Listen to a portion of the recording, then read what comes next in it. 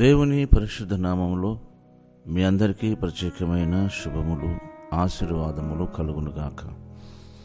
Today's God's promise యెషయా గ్రంథములో నుండి 54వ అధ్యాయము 14వ వాక్యంలో 3వ భాగం. భీతి నీకు దూరంగా ఉండును, అది నీ దగ్గరకు రానేరదు. భీతి నీకు దూరంగా ఉండును, అది నీ దగ్గరికి రానేరదు. మనిషికి భయము ఎంతో ప్రమాదకరమైనది. అయినను దేవుడు ఆ భయాన్ని మన దగ్గరకు రానియకుండా చేసేవాడు. ఎన్నో రకాల భయాల చేత మనము కృంగిపోతూ ఉంటాం. ఎన్ని రకాల భయాలైనప్పటికీ దేవుడు నీ పక్షముగా ఆ భయాన్ని, ఆ భీతిని ఆయన నీ దగ్గరకు రాకుండా చేస్తాడు. భయాన్ని కలిగించే దేవుడైన నీ పక్షంగా ఉన్నవాడు ఆయన నరుడు కాడు. ఆయన అబద్ధమాడని దేవుడు. కనుక మీరు యేసయ్యతో కలిసి నడిసే మీ ప్రయాణం, మీరు ఒంటరి వారు కారు. మీ విశ్వాస ప్రయాణంలో ఆ దేవాది దేవుడు మీతో ఉండి ప్రయాణం చేస్తాడు. ఆయన మీకు ముందుగా ఉంటాడు. ఆయన మీ గురించి ఆలోచిస్తూ ఉంటాడు. తన శిష్యులను ఒక ప్రాంతానికి పంపించి ఆయన ప్రార్థిస్తూ వాళ్ళు ప్రయాణమై నడి సముద్రంలోకి వెళ్ళి ఆ చీకటిలో, గాలి తుఫానులో ఆ దోణి నడిపించడానికి కష్టమవుతున్నప్పుడు ఆయన ఆ నడి సముద్రములో కష్టముగా ఎదురు వెళ్ళలేని పరిస్థితిలో ఆయన వారికి సహాయం చేశాడంటే ఎంతగా మన మీద ఆయన దృష్టి సారిస్తున్నాడో మనం గమనించాలి.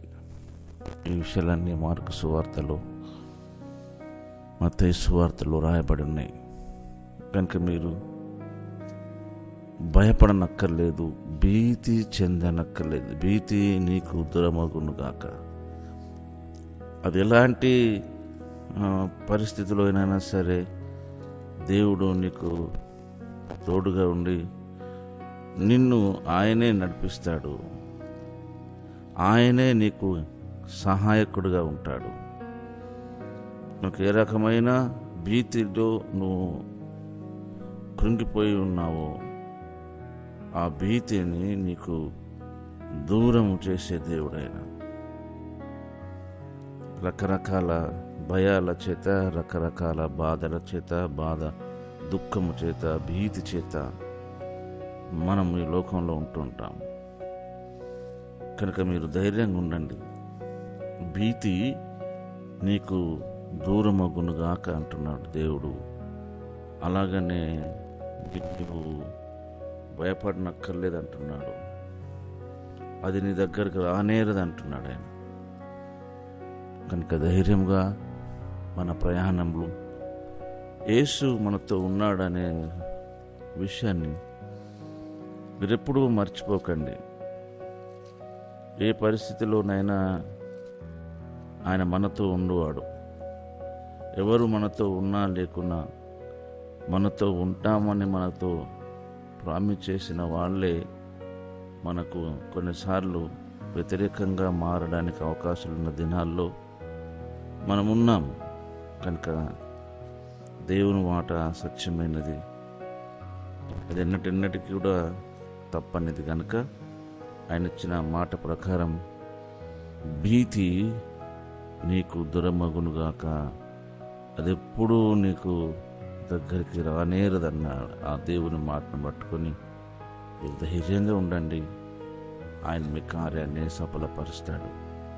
పరిశుద్ధుడు అయిన మా తండ్రి, ప్రేమ కలిగిన దేవా, నీకు వందనాలు. నీ మాటలు సత్యమైనవి, నీ మాటలు యథార్థమైనవి, నీ మాటలన్నీ పుటము వేయబడినవి తండ్రి. ఇదిగో ఈ మాటలు వింటున్న వారి జీవితంలో వారి భీతి దూరమగునుగాక అన్నావు. అది మీ దగ్గరికి రానేరదన్నారు. అటు నీ మాట పక్షము మీ బిడ్డల జీవితంలో నెరవేర్చి ధైర్యపరచమని సహాయం దయచేయమని యేసు నామములోనే ఈ ప్రార్థన అడిగి వేడుకుంటున్నాం తండ్రి. ఆమేన్.